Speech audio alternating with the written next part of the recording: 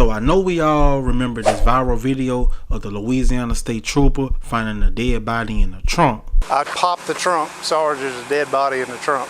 We got the interrogation video and things get really interesting. But before we get into that, let's recap of what happened in the original video. The state boys on the highway do the speed limit. State boys don't play. The state boys on the interstate. Make sure your license good and your tags up to date. The state boys on the highway. They stopping everything there looks out the way. State boys on the interstate. Put your seatbelt on. The state boys don't play. State boys. Body cam footage from your Louisiana State Police, multiple sheriff offices, and city police. A Louisiana State Trooper was patrolling and seen an orange and black Camaro speeding, doing 73 in the 55 miles per hour zone. Hey, good afternoon. I'm Trooper Nielsen, Louisiana State Police. The reason why I stopped you was for speeding. You know how fast you're going? No, sir. 73 in a 55, so it's 18 over the limit. The driver was also smoking marijuana. Is there any weed in the car? Yes or no? It's just a doobie in the ashtray, like. Okay. Other than that, there's anything else? After not knowing where his address was, the officer got kind of suspicious. All right, where are you headed right now? I was headed back home. Okay. Where's home? What's your address? I got him. No, stop. Come here. Where do you live? It's easy. It's easy to answer this. Where do you live? And after getting consent to search the car, the trooper noticed bullet holes in the car as well. Hey, all right, now, step here. When did all this happen? When did all that happen? That happened. When? My brother, he said it. How long ago? Like Days? yeah, it was. Okay, come back. Just leave this here. Then things get really strange when a random guy pulls up and tells the trooper that the victim family is looking for that car and that the driver is missing. Yeah. Hey, Okay. His family in Monroe is looking for him. They sent me out here. Okay. All right. Somebody pulling up behind me, scooter. All right. Thank you, fella. Hey, now. Who are you? I'm scared me to death. Well, how are y'all here? Cause my people from Monroe, that's them on the phone. What do you mean they were looking for him? They looking for him. The car missing. Hey. Okay. Give me the phone. Hey, man. And to make it even stranger, both the victim and the suspect is named Michael. All right, let me ask you something. Did you give me your right name? Yes, sir. What's your name? Michael Jr., I swear to God. Then the officer finally decided to open the trunk, and sadly, it was someone in there. See? I'm gonna do the obvious thing I want to do.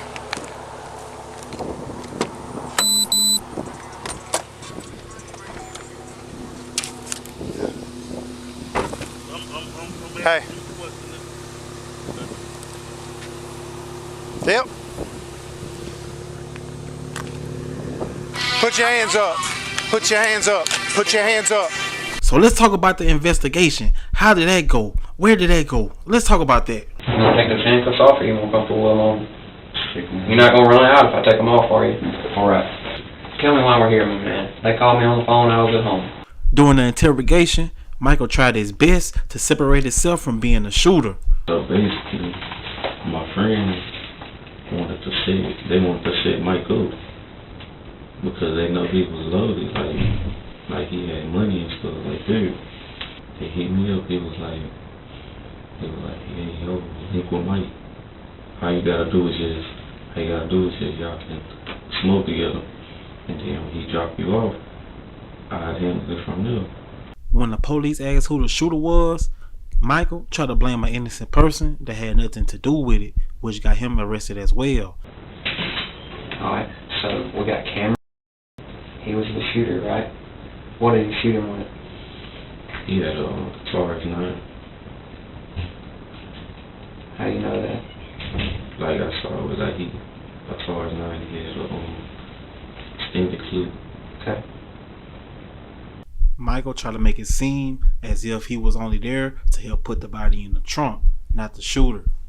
After that, shots just came out, boom, boom, boom. Mike hit the ground. He was holding his stomach. He was like, bro, you shot me in my stomach. After that, he ran to the car because he knew Mike had a gun too. He went in there, grabbed Mike's gun.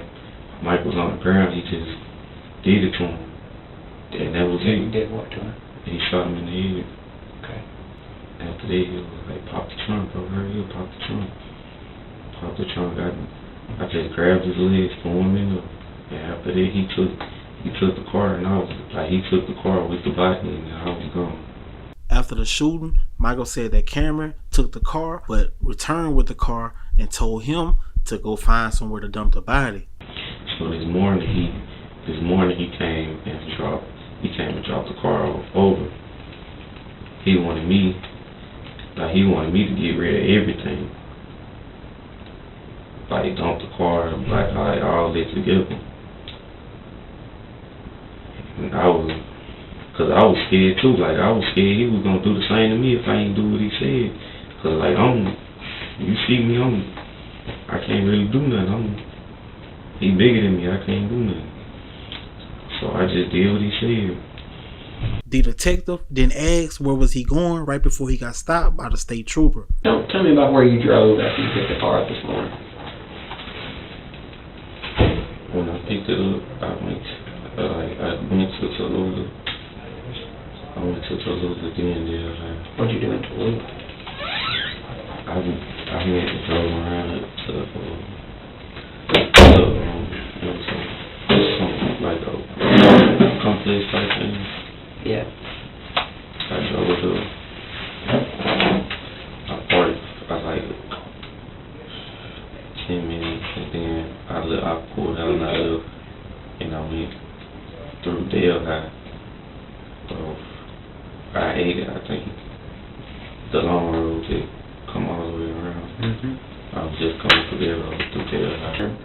You're headed to Owensboro. Tell me again why you were coming here exactly. He wanted me to Cameron, he wanted me to leave the car in the body here, like he wanted me to dump it. Okay. Who is that? Yes, Cameron. He just got a little bit more help with this him right though. So that was Michael's story for the first interview. So the detectives then went and interviewed everybody that he implicated in the story, and nobody's story was matching Michael's story. How am I going to prove that 1 was even there? 2, that he shot him. Right now, the only person I got is you. You were driving the car. You have the opportunity because you've got the guns, right?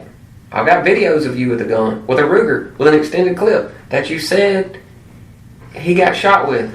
That your cousin said that you only had 6 bullets in, which is exactly how many went into this guy's stomach before he got shot in the face. Everything just points to you. And nothing points to Cameron. He's going to be a free man shortly. And you're going to be in here for first-degree murder because you did all this by yourself with no help. The detectives then tell Michael that his story does not match the story of the guys that he implicated. Right. So when I send this thing up the chain and I say, hey, Michael Mitchell didn't shoot this guy. He helped set him up. He needs his legs switched, but he didn't pull the trigger. Right? Yes, sir. Because that's what you want my report to say, right? Yes, sir. Well, to do that, I have to have all of my facts straight. Yes, but let me tell you what. Right now, I've got it on 2 recordings. Mm-hmm. Okay? I got one that says Smiley was around the corner. He never saw me after the shooting. Me and Cam loaded the body up, and then Cam left in the car. All right? Then I got Smiley saying, we heard the shooting, we drove around the corner, there was Michael Mitchell, no Cam. And you say, Cam was gone already. And then I got another story, just now, that me and Cam loaded up the body, he jumps in the car and leaves, and now you're just standing there?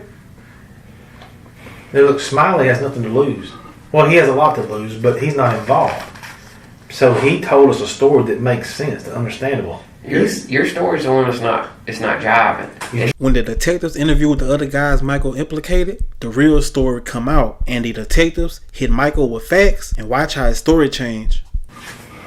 Because Smiley's done told us a different story. Okay, he says they're sitting in the car, him, I'm assuming Jay and Pat, two dudes he don't know.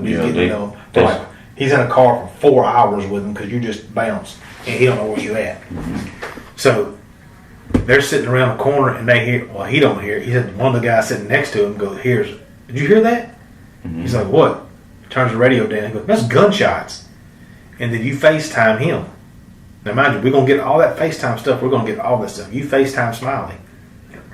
Smiley goes, what? And you were telling Smiley that you shot this dude. The guy pulled a gun on you and you had to shoot him back. That's what Smiley said was.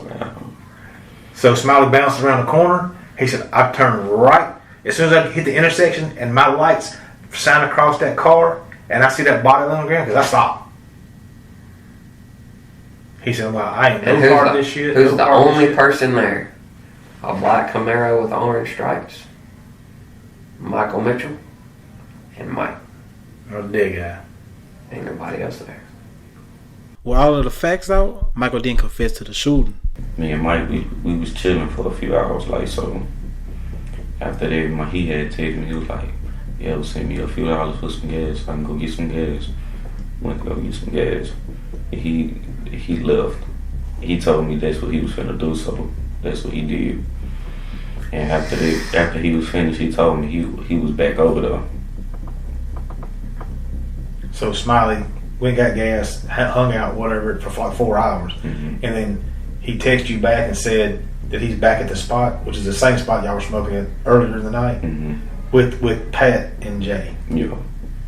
Okay. And right now you're still with Mike. I'm still with Mike at this point. Go from there. What happened after that? So after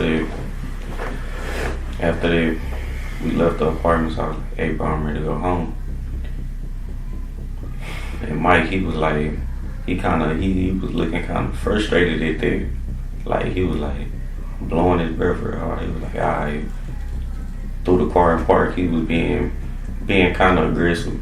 Where were you at right now? At this point, we was leaving the apartments. You were driving? Yeah, okay. Pulling out of the apartments. And he was going super fast. Hitting the corners all lit. Because when you leave the apartment, it would go, make a left. Then there would be the long street, the dark street, right there. So, I was getting out. He pulled around with the car facing, like, the car would be facing the opposite way that we came. So you can, like, drive straight off. So at that point, I was getting out the car, like, all right, Mike, bro, I'ma fuck with you. Like, saying goodbye, really.